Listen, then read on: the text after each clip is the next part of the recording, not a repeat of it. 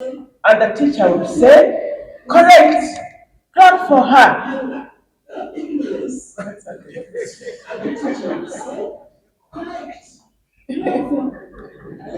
Clap for her. And it was a standard answer. I think it was almost in the textbooks. Those of you who are my generation, it was almost a textbook answer. What's the problem of Africa? Poverty, ignorance, disease. That is the problem of Uganda. And the teacher would say, good. The more sophisticated people at the time would say, no, the problem of Africa is colonialism, neocolonialism, foreign aid with strings attached.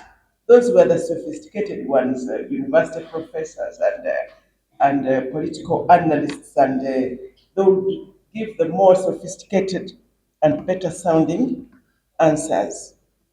But today, you ask, what is the problem of Uganda?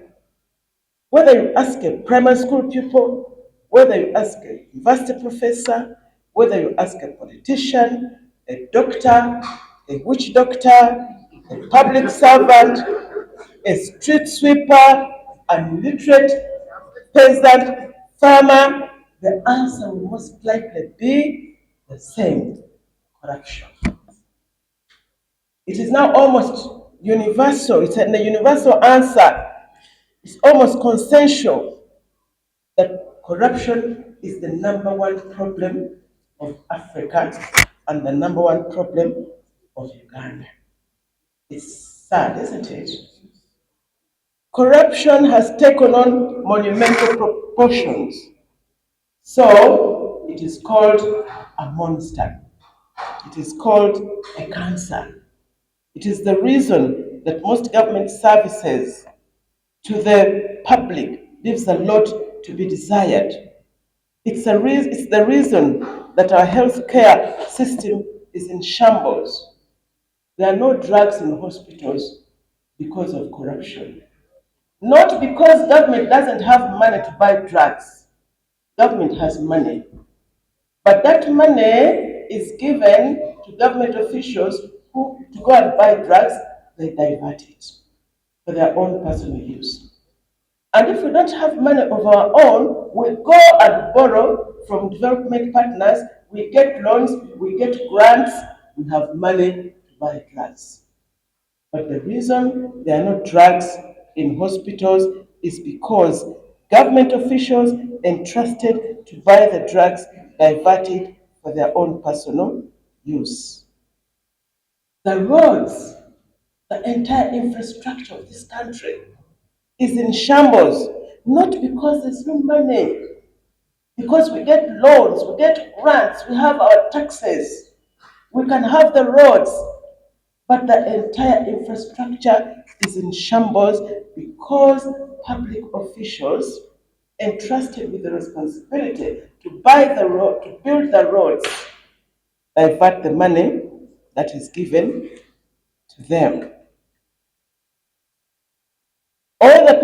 Most people that are given responsibility to provide services for this country divert it. We have the payroll, public payroll is inflated with ghost workers. The pupils register is inflated with ghost students. So government sends to school capitation grant for ghost students and salaries for guest workers. So there's not enough money to pay a decent wage, a decent salary to teachers and doctors. Because of corruption, government jobs, we did a research, this is a finding, scientific finding out of research. Many government jobs are on sale to the highest bidder, and the highest bidder is usually holding a fake or fraud certificate from Nassau Road University. You've heard of Nassau Road University? Yes.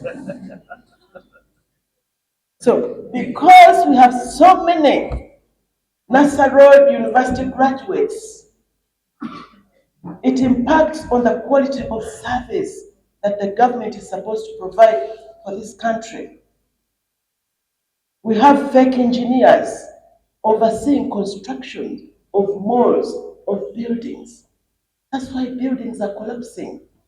When you go to investigate, you find that the supervising engineer, the supervising consultant were fake engineers from NASA University.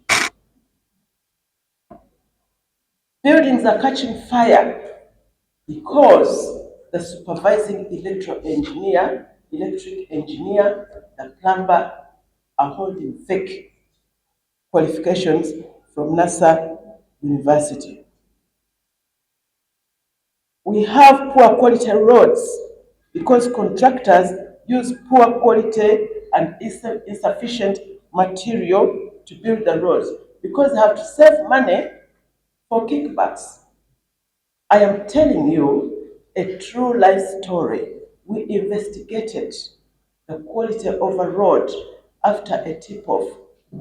The government had budgeted for 100 million shillings for the billion for the road, but because of kickbacks, by the time it goes to the contractor, it is half the price. So the contractor is left to figure out how to deliver 100 billion worth of road using 50 billion. And so what does he do? They buy poor quality material, they buy insufficient material, they pay unqualified staff so that they can pay kickbacks and deliver a road at half the price. That is what corruption is doing to this country. Corruption is mainly the reason for the influx of young people who leave Uganda to work abroad, many of them highly qualified, educated on public resources, but when their time comes to give back to the country, they look for jobs abroad because the jobs were bought by NASA Road University graduates. So they go to other countries, they invest in their host countries, they pay taxes to the host countries, they develop. An expert and professional labor is all around us in our neighboring countries. That's where Ugandan doctors are, Ugandan engineers, Ugandan teachers. They are teaching universities outside Uganda, in other countries. I don't need to mention the countries, but I will tell you a true story. A friend of mine, thank you, a friend of mine fell sick, and in typical Ugandan fashion, because she was very sick, they advised her to evacuate. You need urgent emergency evacuation to a neighboring country. Because they can afford it, they chartered a helicopter and went to a neighboring country. And when they got there, it was a Wednesday, they told her, "You're very lucky.